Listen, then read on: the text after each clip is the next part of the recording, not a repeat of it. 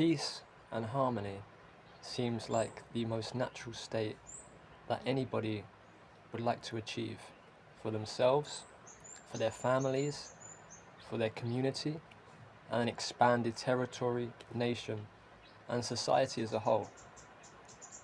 What is peace and harmony? No more than health and prosperity of any being interacting with its environment.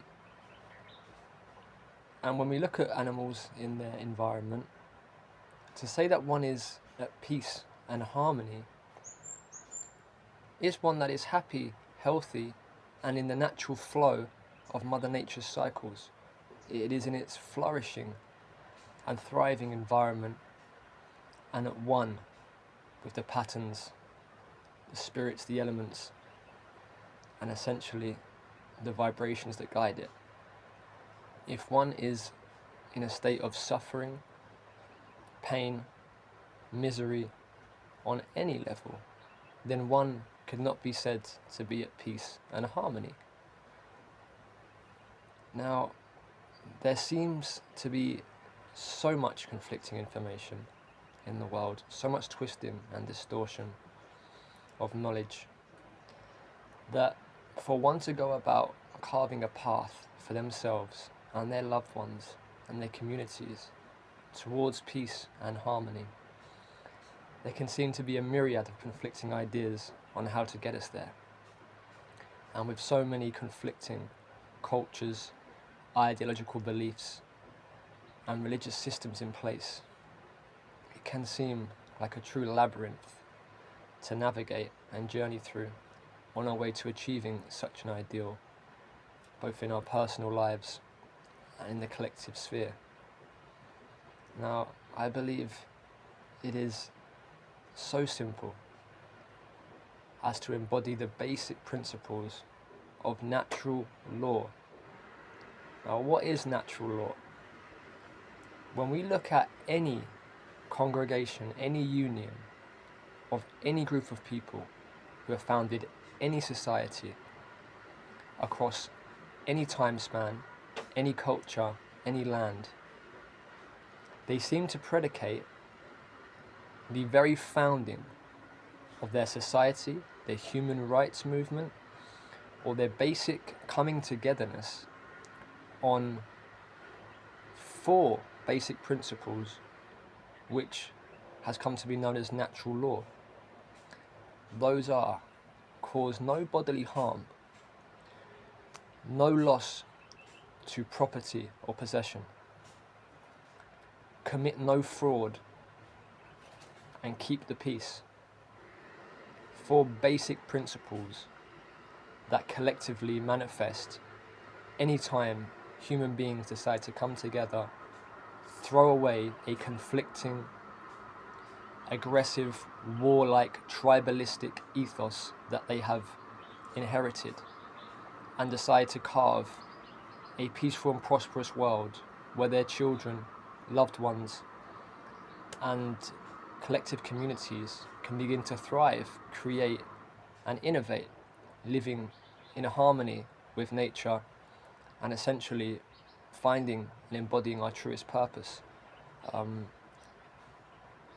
Any warring, conflicting nation or land that sees that its child is unable to walk down a valley, across a beach, through a jungle without fear of being killed, kidnapped, hurt, and in a position of being abused, naturally decides, what are we doing here? Why are we fighting at war with each other? Why are we creating such a disconnecting and unnecessary environment of conflict where it seems that human thriving and flourishing is unable to take place? And so across time, across space, any time people have come together and decided that they want to live and create a peaceful, harmonious environment where their loved ones can thrive and not have to worry and be in a state of tension, then natural law seems to manifest and unfold. cause no bodily harm, no harm or loss to possessions or property, commit no fraud, and keep the peace. These are not only the basic founding pillars of every human rights movement and every society ever founded, but they are also the basic, common, simple requirements for any congregation of people to come together and be in a state of peace and relaxation. Meaning any social gathering, any setting where you are sitting with another group of people, for you to be at ease, in a state of rest, calmness, and then in a state of joy or creativity or any positive human emotion, essentially, you have to be working on the premise and presupposition that everybody in that space that you're inhabiting is abiding by natural law. If somebody enters that space with a shifty, dodgy, sketchy, unnerving body language and energy that now puts you on guard and makes you think, hang on a minute, I need to watch this person, keep an eye on your loved ones, keep an eye on your possessions, and you're at a state of tension and rigidity, it is because, whether you've realized it or not, your biology is telling you this person could potentially break and violate a principle of natural law. Simple. One of these 4 principles could be violated by this person. Therefore, I am on edge and on guard. It is the same principle for any 2 people to be in a state of peace and harmony with each other. If somebody comes and they are abusing your physical body, they are damaging your property and possessions, they are lying to you. What is fraud? Fraud in the grand sense is acting in a deceptive and manipulative manner to gain at your expense, both in the business world, on a personal level. If it is somebody in the outside world who we are not familiar with and is coming at us in a business fashion, it's known as fraud. When it is somebody that we know, love, or trust, then it is simply known as betrayal. You and this person had an accordance together. We are in a trusting relationship. We are sailing on a ship of relation through the muddy and dangerous waters of the outside world, filled with many a jungle, a forest, and an ocean to be traversed. And there are many dangers and many mysteries to be uncovered along the way.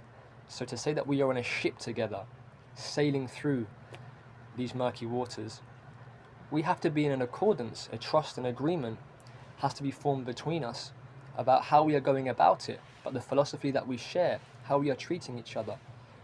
And to suddenly find out that this person was acting in a deceptive and erroneous manner towards you, that they have been lying to you for their personal gain at your expense, whether it is we are in a monogamous relationship, we had an agreement that we loved each other exclusively, and now it turns out that you were sleeping with somebody else behind my back, whether it is a friend who you thought we had an agreement about how we are going to go about a certain thing or the information we are going to share, and now it turns out they have shared information against you, or they have told somebody a lie to now hinder your process from somebody that we trust. It is an essentially an allergic reaction that we experience. It is a pit deep within our stomach and biology that we experience that makes us feel betrayed. When our parents lie to us, whether society has convinced them to, which is usually the case, to tell us stories about mythical characters and Santa Clauses and Easter bunnies, to get us to behave, finish our vegetables, do our homework, go to bed early, whatever it is. If we have received false and misleading information that we then realize was told to us by a person that we trusted, that we given our vulnerability to, it makes us feel betrayed, and it leads to anger, frustration, and resentment, and it decays peace and harmony within the dynamic of that relationship. As above, so below, as within, so without. From the one-on-one dynamic to a group, family dynamic to a community, neighborhood, to a nation and to society as a whole.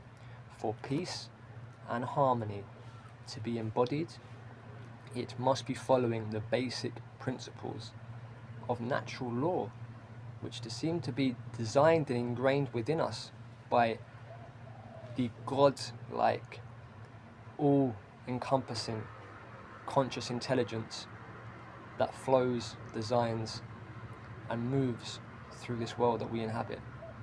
We are a part of Mother Nature. We are stewards in the garden.